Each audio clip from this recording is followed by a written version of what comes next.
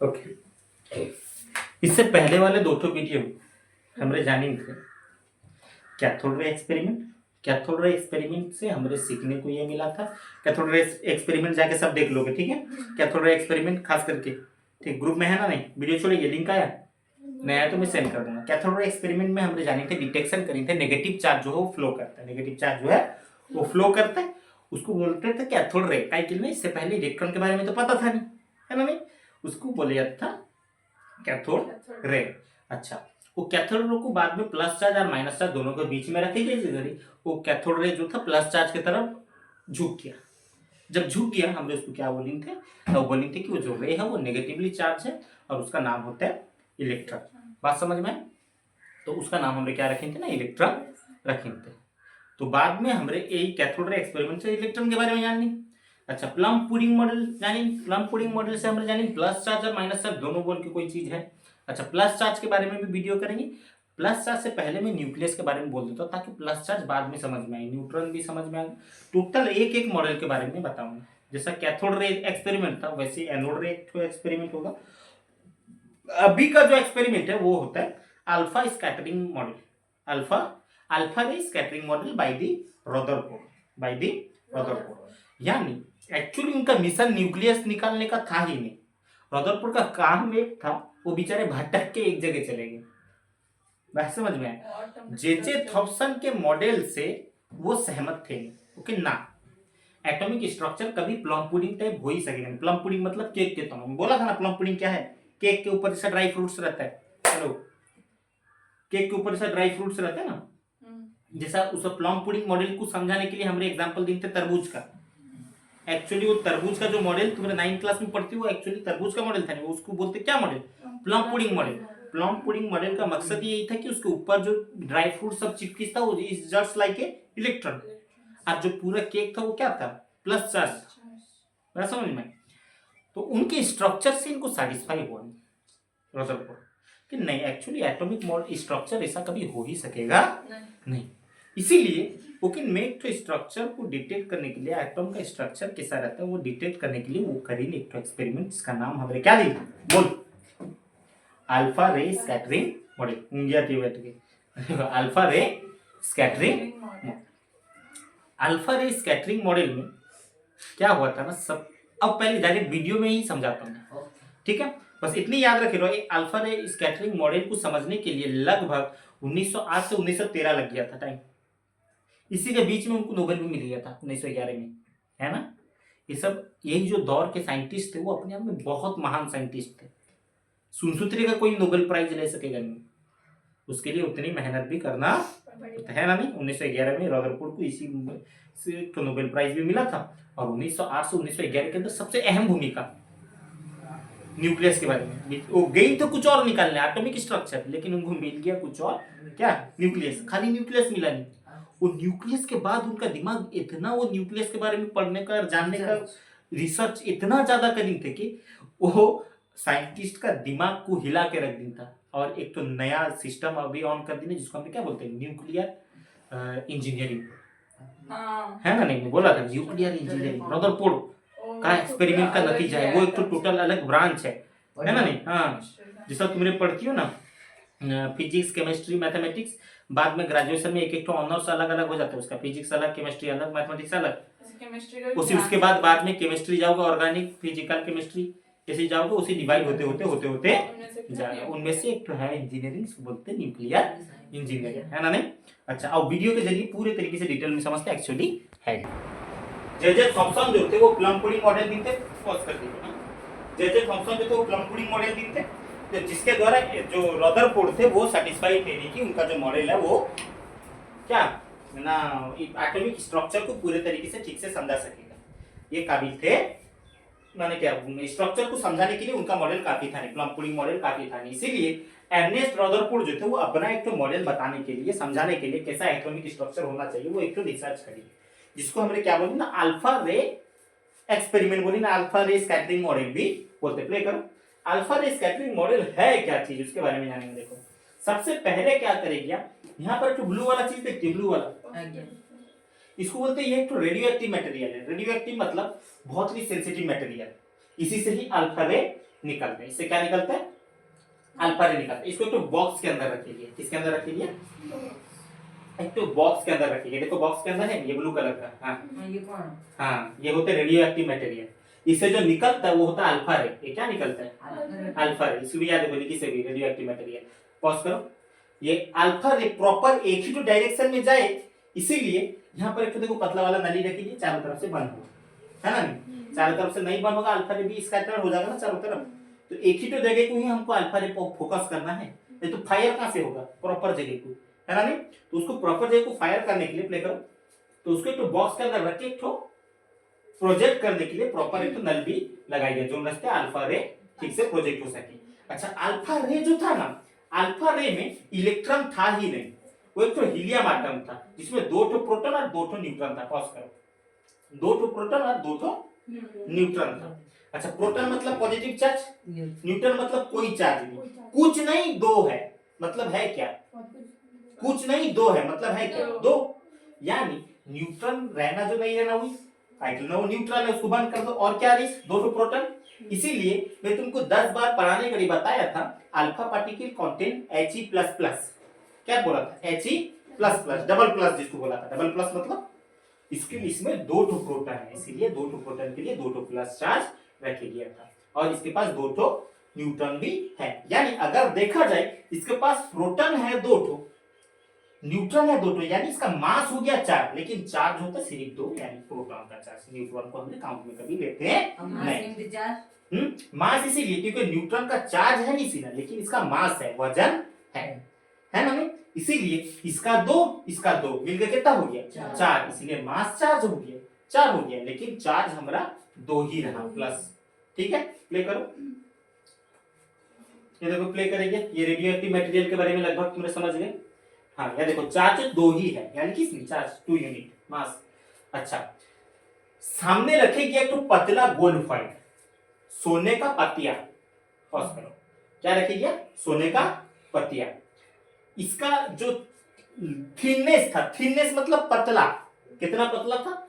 210 nm। nm होता बहुत पतला, nm बोलते जो सबसे छोटा यूनिट, मीटर से भी कम जो है वो नैनोमीटर बोलते हैं, ना? नहीं, अच्छा, वो होगा 210 नैनोमीटर। ये है गोल्ड पॉइंट। नैनोमीटर के बारे में तुमको ऑलरेडी बताया था, नहीं बताया था, बाद में बोलूंगा, अभी बस याद रखे लो ये कितना है, 210 नैनोमीटर है। हाँ, प्ले करो। ये कितना पतला है समझ में है? 210 नैनोमीटर। अच्छा, रेडियो एक्टिव मटेरियल से क्या निकलता था? अल्फा रे।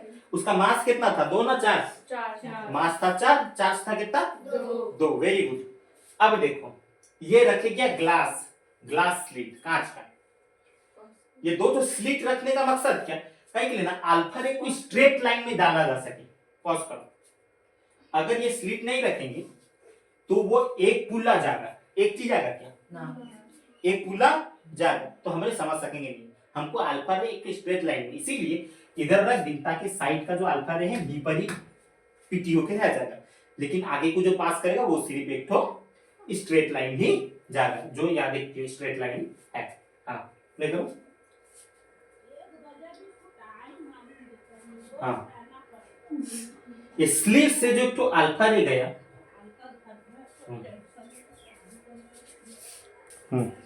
प्ले करो। अच्छा, साइड में जो दीवार है ना उसको बोलते हैं जिंक सल्फाइड का दीवार। किसका दीवार बोलते हैं? Zinc sulphide. जिंक सल्फाइड का दीवार इसीलिए रखी गया ताकि अल्फा रे जो पीटी होता है वो समझे जा सके वो अल्फा रे है बोल के। अल्फा रे को पहचानने के लिए वो जिंक सल्फाइड का दीवार रखे गया। ये जो है अल्फा रे को डिटेक्ट करता है, समझ में?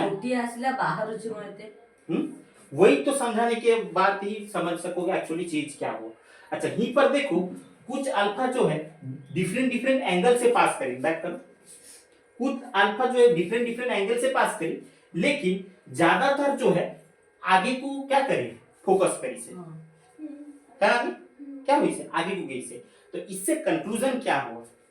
यहीं पर थोड़ा बहुत कंक्लूजन में बोल देता हूं, उसके बाद तो लिखेगा भी। इसका पहला कंक्लूजन ये है, ये जो गोल पॉइंट में 90% जगह फांका है, एम्प्टी है, यानी एटॉम में बहुत सारा जगह क्या रहता है? खाली स्थान रहता है। अगर खाली स्थान नहीं रहता तो ये अल्फा रे स्ट्रेट लाइन में पड़ता ना। पहला चीज जानी। अच्छा, दूसरा चीज जानी, अल्फा रे जो है कुछ एंगल से डिफ्लेक्ट होता है। इधर इधर इधर इधर प्ले करो जरा। अच्छा, कंक्लूजन के बारे में जानेंगे, प्ले करो, करो प्ले, काटो 5 सेकंड। हाँ, सबसे पहला ऑब्जर्वेशन, इसका ऑब्जर्वेशन, सबसे पहला ऑब्जर्वेशन जानेंगे। 5 सेकंड आगे खुलो, आगे या पीछे? आगे आगे प्ले करो। यहीं पर 5 से, यहीं पर बताएगा 5 सेकंड आगे जाने से। पहला ऑब्जर्वेशन वो क्या बोली, देखो प्ले करो। पहला ऑब्जर्वेशन जो मैं तुमको बोला था वही बात वो भी बोली। पहला ऑब्जर्वेशन यही है, मैक्सिमम अल्फा पार्टिकल जो था वो क्या करते ना, सीधा स्ट्रेट लाइन में गई।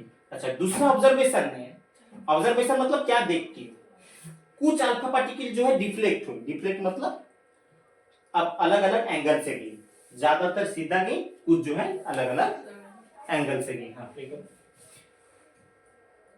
हाँ, ये दूसरा ऑब्जर्वेशन है। पहला ऑब्जर्वेशन को दिखा दी, दूसरा ऑब्जर्वेशन अब सब काहे के लिए हुआ वो भी बोलेगा। थर्ड ऑब्जर्वेशन क्या है जानती हो?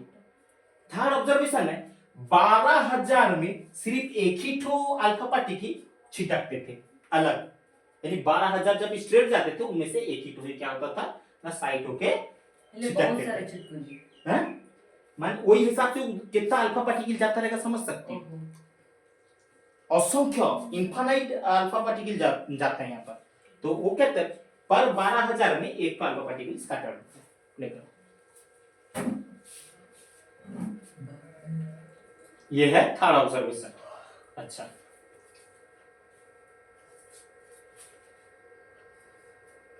कंक्लूजन देखो, काहे के लिए उसा हुआ, काहे के लिए हुआ ना, वो कंक्लूजन अभी बताया जाएगा। यहीं पर मैं तुमको ऑलरेडी जो पहले बोलता था वही कंक्लूजन के बारे में।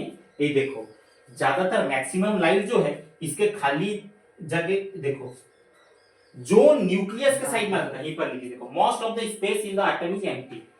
पॉज करो, यहां पर देखो, ये बिंदु को छोड़ देने के बाद पिंक पिंक मैक्सिमम जगह क्या है, फांका है नहीं। मैक्सिमम जगह, ज्यादातर जगह क्या है, पूरा फांका है नहीं। अच्छे से देखो, मैक्सिमम जगह फांका है। यही वजह से वो ये फांके के रास्ते ज्यादातर रे सब क्या कर देते थे, चले जाते थे। इसीलिए लगभग 12,000 अल्फा पार्टिकल जब फांके के रास्ते चले जाते थे, कोई एक या दो ही रहते थे जो क्या करते थे ना, न्यूक्लियस बीच में पिटी होते थे। बीच में क्या होते थे, पिटी होते थे। इसीलिए वो बोली most of the space in an atom is empty. Most of the space in an atom is empty. Play करो, यानी ज्यादातर एरिया जो है एटम का क्या है, वो खाली है। नहीं बजाते नहीं। कंक्लूजन 2, सेकंड कंक्लूजन क्या बोली इसी पर देखेंगे, वो लिखिएगा। हाँ पॉज करो, पॉज करो। अच्छा, दूसरा चीज देखो क्या बोली से, the positive charge in an atom is concentrated in every small volume. Positive जो है ना एटम, वो बहुत छोटे यूनिट में है। देखो तो इतने बड़े गोल वाले में, इतने बड़े गोल में पॉजिटिव जो है 3 है ना नहीं। अब तुम लोग सर तुम क्या के बोल दिए ये पॉजिटिव है बोल के, तुमको मैं बोला था अल्फा, अल्फा रे क्या है, अल्फा रे क्या है, पॉजिटिव चार्ज है। अच्छा, पॉजिटिव चार्ज इसमें पीटी होने के बाद छिटक जाता है ना नहीं। अच्छा, तुमने जानती हो थे अगर ये नेगेटिव चार्ज नहीं रहता, वो अल्फा रे को क्या कर रहता, टान लिस रहता, अट्रैक्ट कर रहता, लेकिन ये अट्रैक्ट करता है, छिटकाता है। इसका मतलब ये 100% ये जो विकर्षण करता है, रिपेल करता है, वो क्या है, ये विकर्षण करता है, मतलब यानी विकसित करता है, आकर्षित करता है। इसका मतलब ये क्या है, 100% ये भी प्लस चार्ज है, इसीलिए अल्फा रे भी प्लस चार्ज। ये जो न्यूक्लियस बीच में जो प्लस चार्ज है, उसीलिए यही वजह से वो अल्फा रे जो कुछ 12,000 में एक थे वो छिटक जाते थे। इसीलिए इससे ऑब्जर्व हो गया था कि 90% जगह तो एम्प्टी है, लेकिन 10% जो भी है एरिया वो पॉजिटिव चार्ज है, वो कभी नेगेटिव चार्ज है ही नहीं, क्योंकि अल्फा रे को वो क्या करते हैं, छिटका देते हैं। लेकर है ना नहीं, ये देखो ये चिटकता है, चिटकता है अलग अलग एरिया में, जो अल्फा रे के अंदर में आता है उसको वो क्या कर देता है, छिटका देता है। हाँ देखिए चिटकता है डिफरेंट डिफरेंट एंगल में। अगर अल्फा रे पॉजिटिव चार्ज नहीं है, वो तो चिपक के रह जाने के बाद तो छिटकाता काहे के लिए, प्लस चार्ज के लिए। दूसरा बात क्या बोली, the volume occupied by the positive charge. Positive charge एक तो एटम में, पूरे एटम में पॉजिटिव चार्ज जो है particle is an atom is very small, बहुत कम है, क्या है, इसीलिए वो क्या कर सकते, छोटे एरिया में ही पॉजिटिव चार्ज है। नहीं सुनती हो, एक छोटे एरिया में ही क्या है, पॉजिटिव चार्ज ऑक्युपाइड है, यानी ज्यादातर एरिया इसका एम्प्टी है। है ना नहीं? अच्छा प्ले करो। उसीलिए वो बोली इसकी the volume occupied by the positively charge particle is small compare to the atom. अच्छा फीचर्स क्या है बस इसे देखो, features of the model, features गुणों आदत आदत प्ले करो। हाँ रुको पॉज कर। हाँ the electron revolving around the nucleus is circular path. क्या केस ना इलेक्ट्रॉन जो है यहाँ पर हर घड़ी कौन सा पैथ में घूमता रहता है? सर्कुलर पैथ, गोल रास्ते में गोल घूमता रहता है। प्ले पहला फीचर के बारे में बोलिए। इलेक्ट्रॉन हाँ वो जो दो तो ब्लू ब्लू घूमता है वो है इलेक्ट्रॉन। दूसरा positively charge centre in an atom called nucleus. Pause करो। ओके ये जो बीच में देखते हो जिसको हमने बोलते क्या small area positive charge area, जो पॉजिटिव चार्ज है उसको क्या बोलिस? उसका एक तो नाम भी, उसका नाम हो क्या बोलिस? न्यूक्लियस। उसका नाम हो क्या बोलिस? न्यूक्लियस बोलिस। न्यूक्लियस होता है पॉजिटिवली चार्ज। हाँ अप्लाई करो दूसरा फीचर्स। दो तो बात बोलिस, उसके बाद आप क्या बोलेगा? The size of the nucleus is very small. ये बात तो तुमने सब देख ही लिए रहोगे। अगर इसका साइज बड़ा रहता ना तो अल्फा रे ज्यादा भी ये क्या रिफ्लेक्ट हुआ रहता। 12,000 में एक तो थोड़ी हुआ रहता, हर 100 में 5 तो 6 तो रिफ्लेक्ट हुआ रहता। इसमें न्यूक्लियस का एरिया बहुत छोटा है, इसीलिए 12,000 में सिर्फ एक ही तो ही अल्फा पार्टिकल क्या होता था? डिफ्लेक्ट होता था, एंगल करता था। समझ में आया नहीं? अच्छा वो बोली न्यूक्लियस का साइज जो है वो बहुत छोटा है। अच्छा अच्छा इससे हमारे फाइनल कंक्लूजन इतने बड़ी वीडियो से हमें समझ में क्या है? हमने समझी नहीं है। देखो हमने समझी नहीं है जो न्यूक्लियस जो है वो बहुत छोटा है ना नहीं?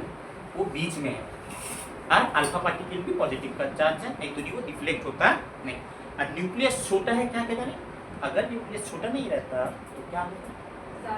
ज्यादा अल्फा पार्टिकल दूर दूर को छिटके रहते हैं। यहाँ पर बहुत कम अल्फा पार्टिकल क्या होते थे? छिटकते थे। 12,000 में एक तो इसका मतलब बहुत कम है ना नहीं?